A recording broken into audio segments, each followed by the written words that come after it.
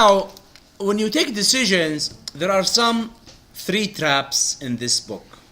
Trap number 1.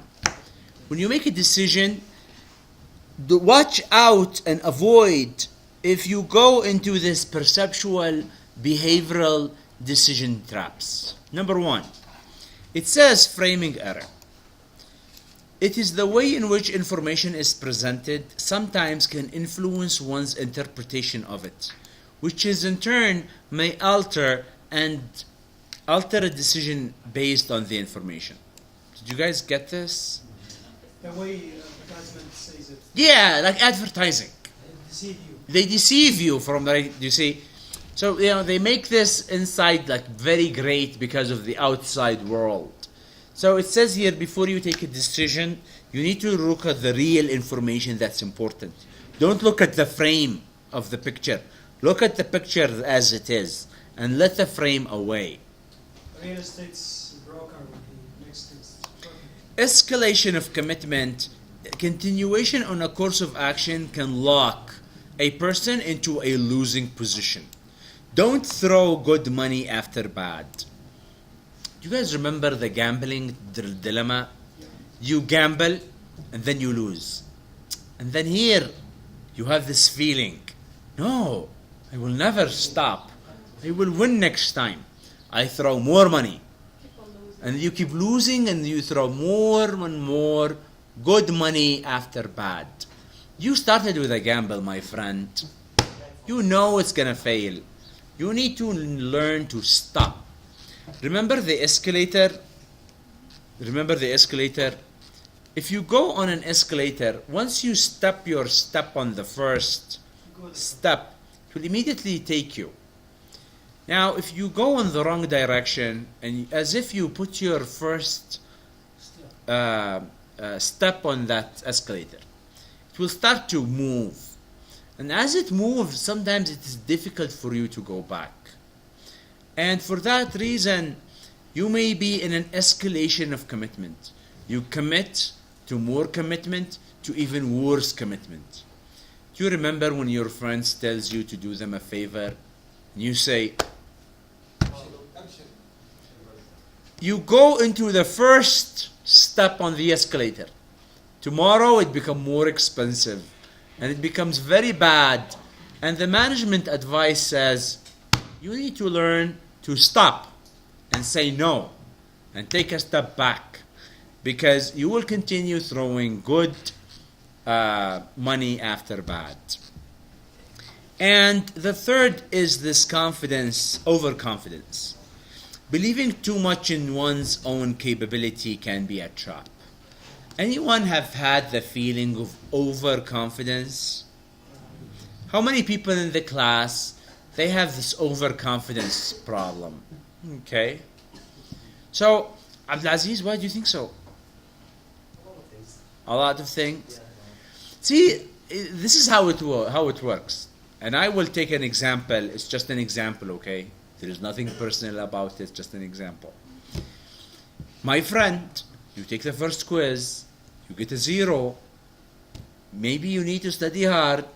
You need to stop maybe doing whatever you are doing here. You need to pay attention. And you say, no. I have overconfidence in myself. I know I will do it.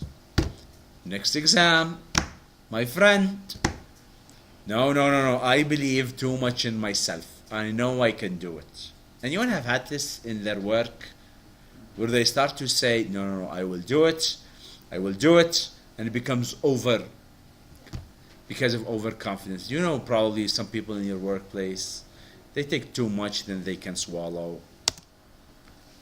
Now here we're going to focus on the escalation of commitment.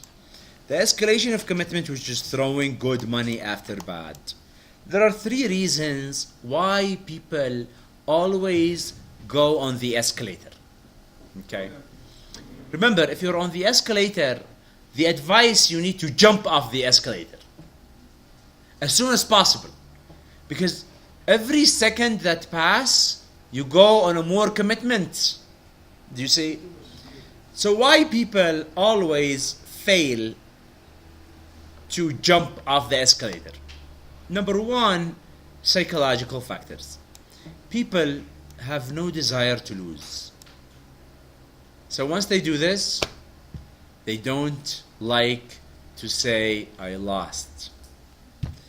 Chance to turn things around. You hope maybe something will happen, will fix it.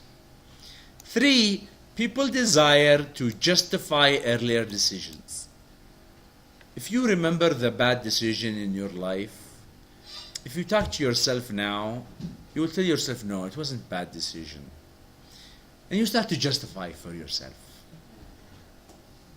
Number 2, social factors. Social factors, people fear admitting mistakes to other people. They want to save their faces. People don't like to admit in front of other people they made a mistake. And there's a cultural emphasis on persistency. Imagine if you go to your workplace and you tell them, I quit the MBA. Oh, come on, you can do it. You should continue. Do you see? They will never let you go back on your decision. And imagine organizational factor. There is a resistance to change. There is an organizational inertia. If our company decided to go with supplier A, can we now go back to B? Yeah, what will everyone else say? We already have the committee agreed. They already signed the documents. They already made the report to the big office. We can't go back in our decision. We can't go back.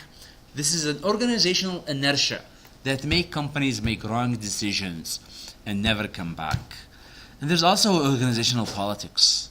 The politics between the people. They will never let you change from A to B after you made an A. And there is a basic organizational values. In our company, we're great people. In our company, we always do the right thing. What? You come now and you tell me you made the wrong decision? No way. That's not who we are. So for those reasons, companies make wrong decisions and they never come back. Are you guys okay with this? No more questions? What is it? Time is off? Yeah. Just one time. Okay, we'll stop here.